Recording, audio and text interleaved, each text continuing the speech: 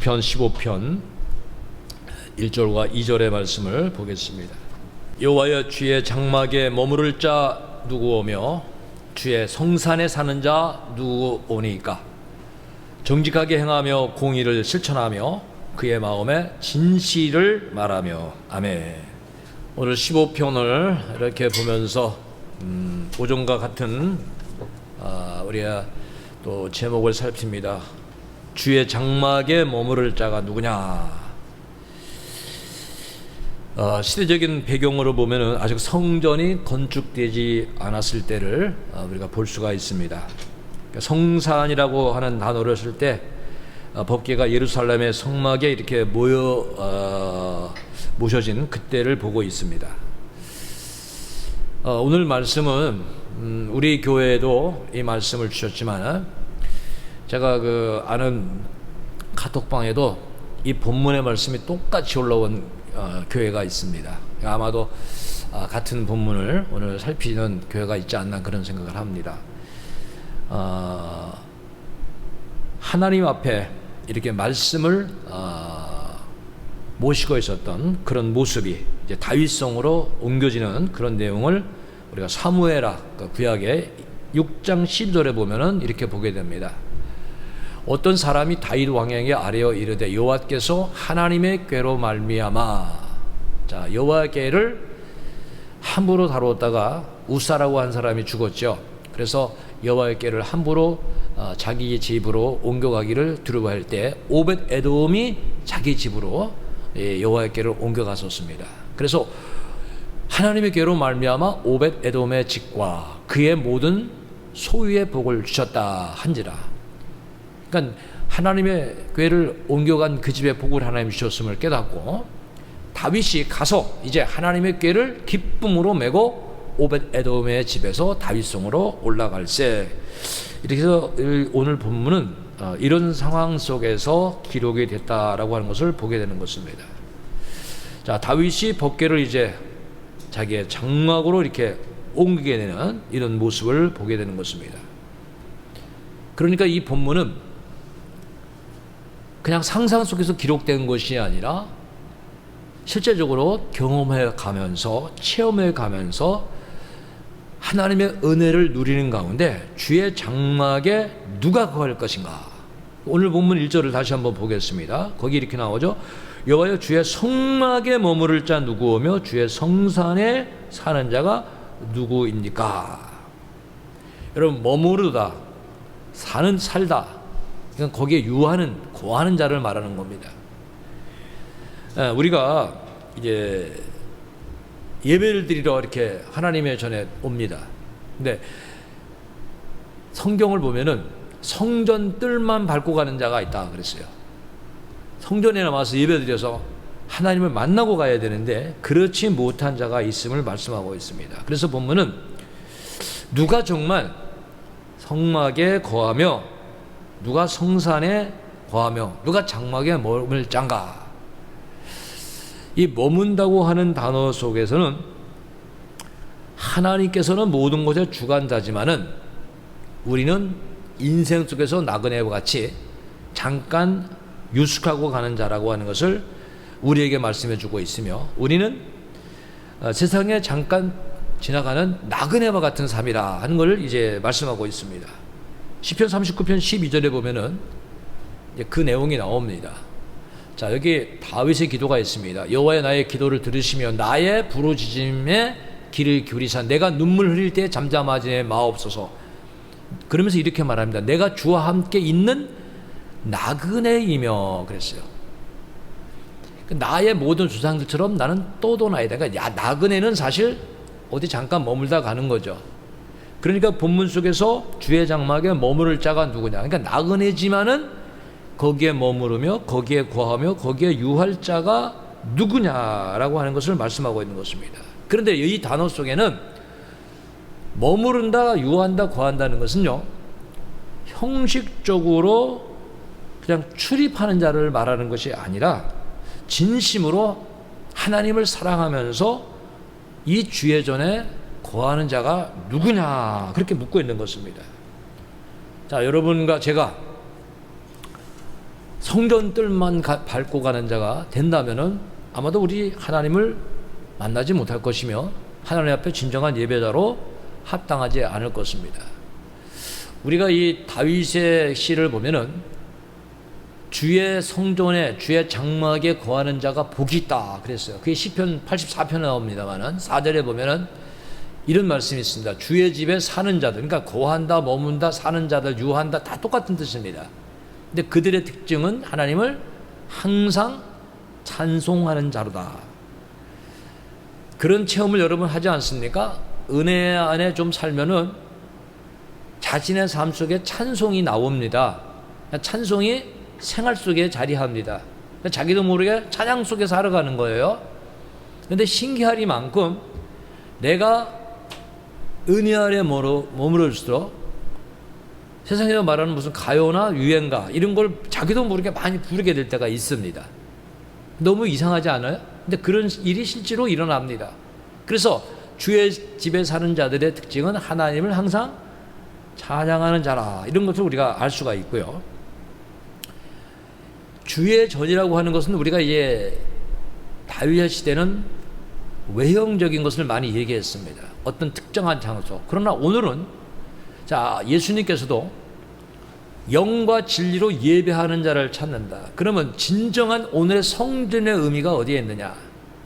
여러분, 교회가 오늘날 있습니다. 교회는요, 지금 세상 사람들이 말할 때 어떤 그 건물을 많이 말합니다. 그러니까 예배당입니다. 예배당은 뭐 크든 작든 관계하지 않습니다. 거기에 모이는 진정한 하나님을 믿는 그리스도인들. 그런데 그 성전에는 하나님을 모셨는데 진정한 성전의 의미, 우리 신약시대의 성전은 어떤 성전의 의미가 있느냐?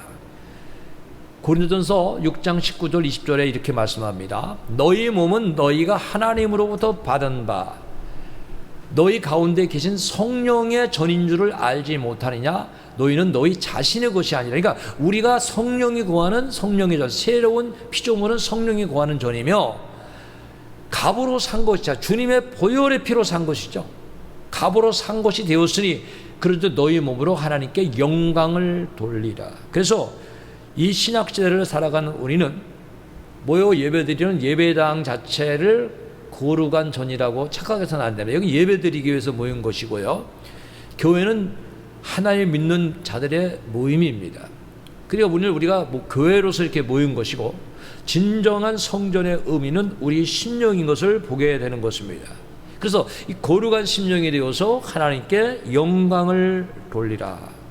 그러니까 주님을 모시는 자로 영광을 돌리라. 그래서 오늘 본문에 여호와의 전에 거할 자가 누구냐? 여러분, 성전의 의미를 깨닫고 하나님을 정말 우리가 모시고 살아가야 되는데, 성전에 거할 자는 그냥 몸만 와 있는 자가 아니라 그 삶까지도 하나님이 원하시는 삶을 살 것을 말씀하는 내용이 2절에 나옵니다. 같이 읽읍시다. 정직하게 행하며 공의를 실천하며 그 마음에 진실을 말하며. 그러니까 정직하게 행하는, 정직이 참 그만큼 어렵다고 하는 거죠. 순수한 것이고 그리고 순진한 것인데 어떤 거짓의 음모를 하지 않습니다. 아주 단순한 마음으로 행하는 것이죠. 그래서 이 정직은 어떻게 보면 진실과 같죠. 겉과 속이 같은, 생각과 행동이 일치하는 두 마음을 품지 않은 마음이라고 볼 수가 있습니다. 자, 정직은 하나님과 동행하는 아주 귀한 덕목입니다. 그러니까 하나님은 우리 중심을 보시기 때문에 정직한 자가 하나님과 동행하는 것입니다. 여러분, 우리가 우편에 하나님과 함께하는 겁니다. 그것이 시편 16편 8절에 말씀합니다. 내가 여호와를 항상 내 앞에 모시며 그가 나의 오른쪽에 계심으로 내가 흔들리지 아니하리로다. 그러니까 정직한 사람은 주님을 모시며 함께하는데 시편 11편 7절도 같이 말씀합니다. 여호와는 의로우사 의로운 일을 좋아하시나니 정직한 자는 그의 얼굴을 배우리이다. 하나님은 이렇게 말씀하죠. 내가 거룩하니 너희도 거룩하라. 그러니까 나를 닮아라고 하시는 거잖아요. 그럼 하나님이 거룩하신 하나님은 정직하신 하나님입니다. 우리가 성경을 신뢰할 수 있는 것은 하나님은 약속을 이렇게 바꾸지 않으시는 거죠. 사실 오늘 우리 교회에 오자고자 하는 사람이 갑자기 약속을 바꿨어요. 왜 이유도 모르겠지만 바꿨어요. 사람이 그렇다는 거예요. 사람은 약속을 해도 뒤집을 수가 있어요. 안 지킬 수가 있어요. 남이 어쨌든 간에. 그러나 그렇게 된다면 우리가 신뢰가 많이 깨지겠죠. 그러나 하나님은 그렇지 않다는 거예요. 시편 33편 4절에 분명히 말씀합니다. 여호와의 말씀은 정직하며 그가 행하시는 일은 다 진실하도다 그랬어요. 그러니까 하나님은 이렇게 정직, 그러니까 우리가 오늘 주의 전에 구하는 자가 예배만 드리고 정직하지 못한 삶이라면 하나님이 원하시는 온전한 예배자로서는 부족하다, 그런 말씀입니다. 또한 정직하면서도 공의를 실천하라, 오늘 본문에 말씀하고 있는데, 이 공의는 신명기 16장 20절에 이렇게 말씀하십니다. 너는 마땅히, 그러니까 당연히, 그러니까 우리가 당연히 해야 될 일이 뭐냐? 공의, 옳은 일을 따르라, 옳은 일을 행하라.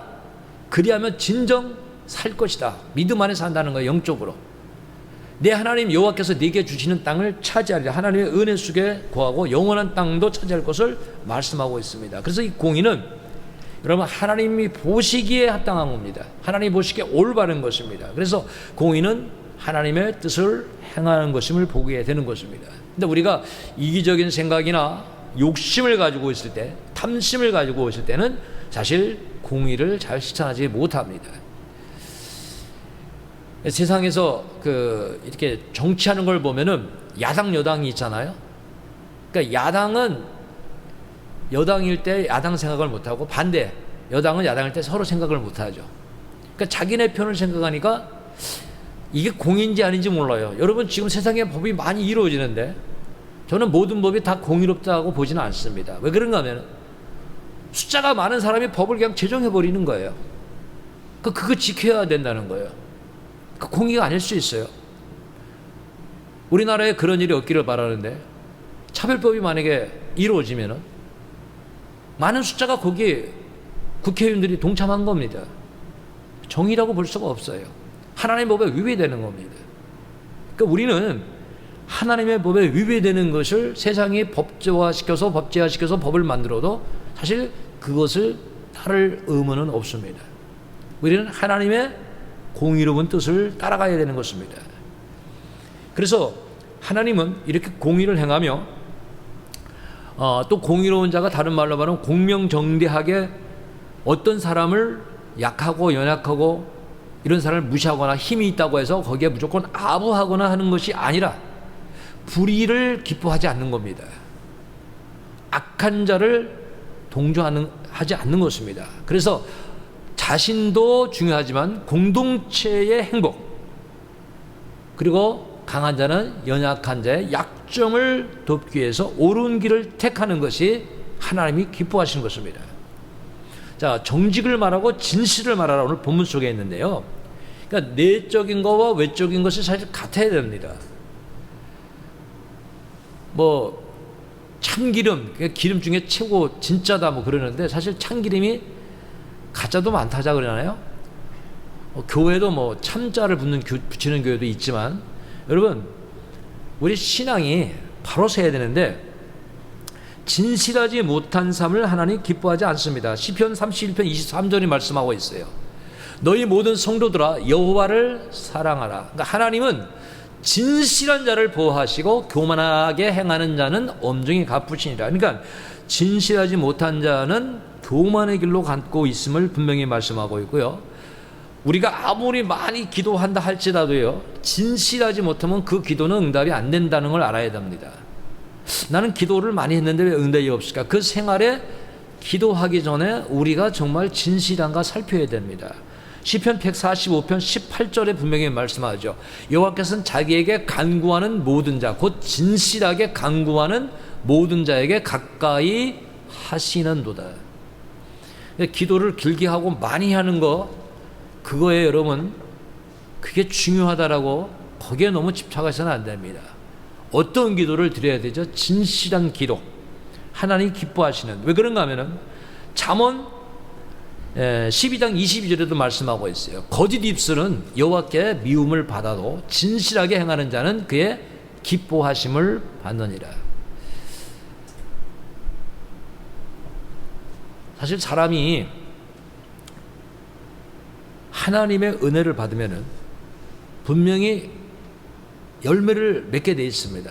뭐 성령의 열매 여러분 아시죠? 성령의 열매가 있고 또 빛의 열매를 한번 보면은 에베소서 5장 9절이 말씀하고 있습니다. 같이 읽겠습니다.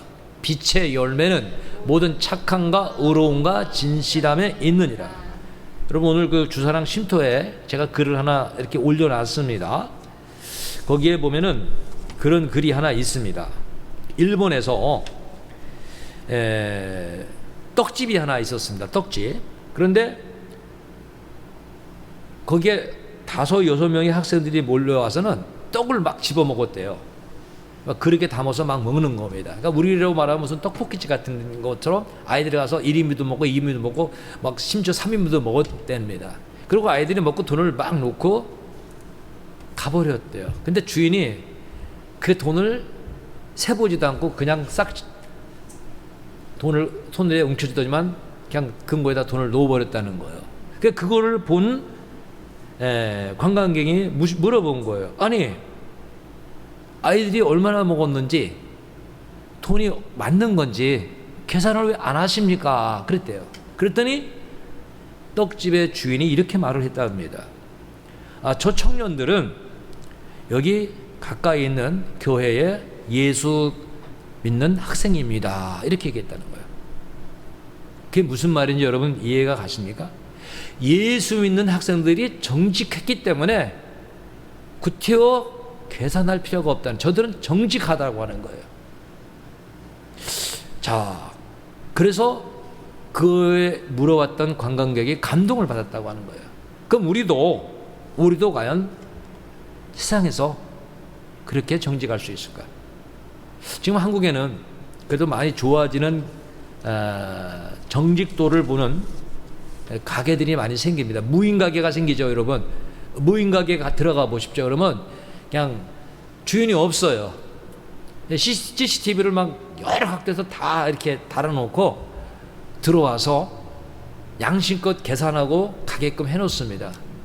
근데 우리나라가 그래도 감사한 거는 그래도 잘 유지가 되는 것 같아요. 무인 가게 아직까지 뭐 피해가 커가지고 문 닫았다 뭐 그런 소문은 아직 못 들은 것 같아요. 가끔씩 어린아이들이 장난을 좀 치는 아이들이 가끔씩 인기 있는 것 같아요. 그러나 그렇지 않고는 일반적으로 무인 가게도 이제는 잘 지키는, 그만큼 정직도를 이제 추구하는 국민의 정서가 조금 좋아지고 있는 거죠.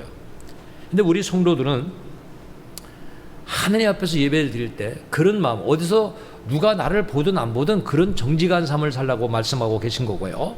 또한 주의 성산에 거할 자가 해서는 안 될, 이건 하지 말아라 하는 게 이제 3절입니다. 그의 혀로 남을 허물하지 아니하고, 그러니까 우리가 주로 우리 발길로 돌아다니면서 사람을 모함할 때가 있습니다. 그런데 정확하지 못한 이야기를 할 때가 있어요. 정확한 것도 때로는 덕이 안 될 때도 있죠. 그래서 이웃에게 악을 행하는데 그것을 행하지 말고 이웃을 비방하지 말라고 하는 거예요. 오전에도 이런 말씀이 있었습니다만 저는 이 말씀이 다 우리 모두에게 해당이 되는 거예요. 저도 누군가가 저를 무함을 하고 있으면은 그걸 알게 되었을 때 굉장히 불쾌합니다. 불쾌하면 어떻게 됩니까? 나도 나를 정직하다고 말하기 위해서 그 사람을 또 비방을 해야 됩니다. 내 올바름을 이렇게 늘 드러내야 되잖아요. 그러면은 그 이야기들이 좋게 갈 수도 있지만 그렇지 못할 때가 많습니다. 그래서 이웃에게 악을 자꾸 행하게 되고 비방을 하게 되는 것입니다. 혹자 어떤 사람은 그런 얘기 하더라고요. 억울함 당하면 어떻게 합니까? 내가 말해야 되지 않습니까? 그 여러분 분명 말은 해야 됩니다. 하나님 나 억울합니다. 기도하라는 거예요. 하나님 내가 지금 이렇게 모함 당하고 있습니다. 하나님께 말하라는 거예요. 하나님 저는 거짓을 행하지 않고 불의를 행하지 않는데 이렇게 내가 모함을 당하고 있습니다. 여러분 하나님께 울면서라도 그렇게 말하라는 거예요. 원수가 없는 것이 하나님은 내게 있도다라고 말씀하셨습니다. 그러니까 우리는 뭐 사회적으로 정직을 표현할 때가 있죠. 가끔씩. 그때는 어떤 방법이 있겠지만 그러나 누군가를 악하게 하기 위하여 해하고자 하기 위해서 의도적인 이런 해함을 하지 말라는 거예요. 또한 이제 오늘 그 15편 마지막 부분 4절 5절을 같이 한번 보겠습니다. 같이 읽읍시다. 그의 눈은 망령낸 자를 멸시하며 여호와를 두려워하는 자들을 존대하며 그의 마음에 소원한 것은 해로울지라도 변하지 아니하며 이자를 받으려고 돈을 구워주지 아니하며 뇌물을 받고 무지한 자를 해하지 아니하는 자이니 이런 일을 행하는 자는 영원히 흔들리지 아니하리라. 자, 세상은요 권력에 아부합니다. 가진 자에 아부하고요, 무엇인가 높은 자리에 있는 사람에게 아부합니다.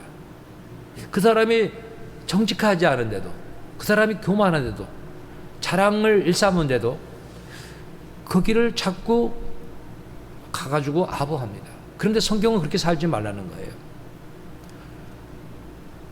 망령된 자를 오히려 멸시하라고 하는 거예요. 따르지 말라는 거예요. 그리고 오히려 하나님을 두려워하는 자, 그 사람을 정말 존대하라는 거예요. 그러니까 여러분, 믿음의 편에 서라고 하는 거예요. 옳은 길의 편에 서라고 하는 거예요. 또 우리가 약속한 것은 해로울지라도 약속한 것은 반드시 갚아라. 그러나 연약한 자에게 고리대금업하는 사람처럼 무리하게 금전적으로 피해를 주지 말라. 그런 모습으로 살라고 하는 것입니다. 하나님은 이런 신앙은 영원히 흔들리지 않는 자가 된다라고 말씀하고 있습니다. 여러분, 신앙생활에는요 흔들림이 없어야 됩니다. 이제 끝으로 두 군데도 말씀 보겠는데요. 시편 55편 22절에 보면은요, 내 짐을 여호와께 맡기라. 여러분, 기도로 맡기십시오. 믿음으로 맡기시고요, 맡겨야 돼요. 하나님, 이거 힘듭니다. 이건 불안합니다. 이거는 왠지 제가 감당이 너무 힘듭니다. 맡기십시오. 그러면은 하나님이 너를 붙드신다 그랬어요. 그리고 믿음의 사람의 요동함을 영원히 허락하지 아니하신다라고 말씀하고 있습니다. 그리고 끝절입니다. 에베소서 4장 13절 14절을 보면은 우리는 이런 신앙생활을 살아가야 됩니다. 우리가 다 하나님의 아들을 믿는 것과 아는 것에 하나가 되어 온전한 사람을 이루어 그리스도의 장성한 분량이 충만한 데까지 이르리. 그리고 신앙이 자라야 됩니다.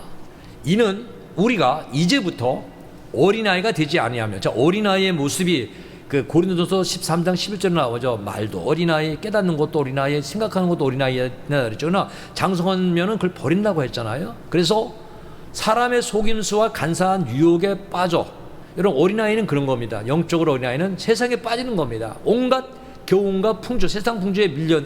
그러나 정말 하나님을 향하는 자는 이러한 일에 요동하지 않게 하나님이 해주신다. 성령의 사람은요, 여러분, 은혜 받고자 하나님의 뜻 가운데 서고자 하는 믿음을 가지고 나갈 때 붙잡아 주시는 것입니다. 그러나 하나님 앞에 자신을 내려놓지 않을 때는 은혜가 임하지 않습니다. 누가 주 앞에서 진정한 예배 드릴 자냐, 누가 장막에 먹을 자냐, 누가 장막에 거할 자며 누가 주의 전에서 정말 하나님의 영광을 드러낼 자인가를 말씀하는 것입니다. 오전에도 살폈습니다마는 우리 마음이 하나님께 향하도록 해야 됩니다. 그리고 주님의 보혈을 의지하지 않고 성령을 의지하지 않고는 어느 누구도 온전한 예배자로 나갈 수가 없음을 기억하면서 하나님 앞에 우리 오늘 여기서 버려야 될 것들, 갖춰야 될 것들을 늘 강구하는 그런 신앙 가운데, 여러분, 하나님이 보실 때 의인의 회중에, 하나님이 보실 때 의로운 자리에 서가는 우리 모두가 되기를 주님의 이름으로 축원합니다. 기도하겠습니다. 거룩하시며 은혜로우시며 자비로우시며 변함없는 사랑으로 우리를 인도하시는 아버지 하나님, 정말 주의 장막에 거할 자가 누군가, 주 앞에 진정한 예배자가 누군가, 주님 안에서 온전히 믿음으로 살 자가 누군가를 오늘 우리가 살폈습니다. 하나님이여, 주님이 원하시는 믿음의 길을 걷게 하시고 악하고 추하고 허탄한 것들을 벗어버리고 또 이웃을 비방하고 해하는 모든 것들을 벗어버리고 진실과 정직과 공의의 길을 택하며 온전한 믿음으로 살아가는 우리의 모습이 되게 하여 주시옵소서. 우리의 마음이 하나님을 향하기 원합니다. 우리의 마음이 주의 일에 있기 원합니다. 우리의 삶이 하나님 보시기에 합당한 옳은 길을 걷기를 원합니다. 성령 안에 거하게 하여 주옵소서. 주의 보혈로 우리를 정결케 하여 주시고 주의 뜻 가운데 굳건하게 쓰게 하여 주셔서 이제 우리를 통하여 진정한 하나님의 나라가 이루어지며 하나님의 역사가 이루어지며 주의 뜻이 이루어지도록 함께하여 주옵소서. 또 새로운 한 주간을 시작하오니 나라와 민족과 우리 교회와 성도의 삶 속에 동행하시고 한 주간을 주와 동행하며 어디 있든 간에 주님의 자녀다운 삶을 살게 하여 주시옵소서. 강건함과 형통함 놀라운 은혜를 더하여 주시옵소서. 예수 그리스도 이름으로 감사하며 기도하옵나이다. 아멘.